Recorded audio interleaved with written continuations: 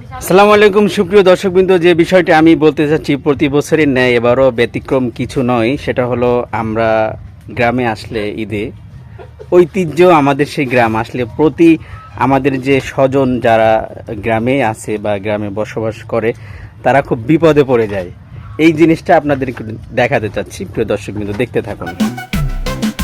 প্রায় 3 কেজির কাছাকাছি এটার ওজন হয়েছে।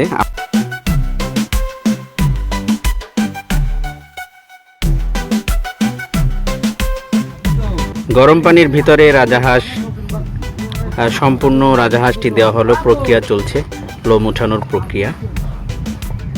এটা হলো সব কিছু লোম উঠানো হয়ে গেছে, প্রক্রিয়াধীন আছে, আপনাদেরকে দেখানোর চেষ্টা করি।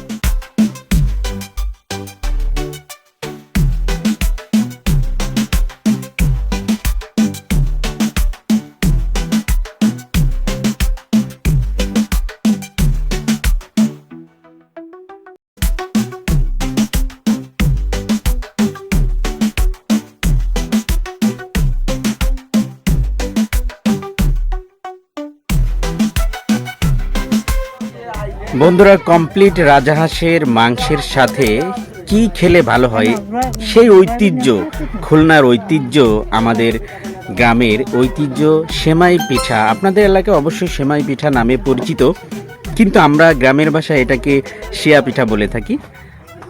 এইটার প্রসেসিং এখন চলছে।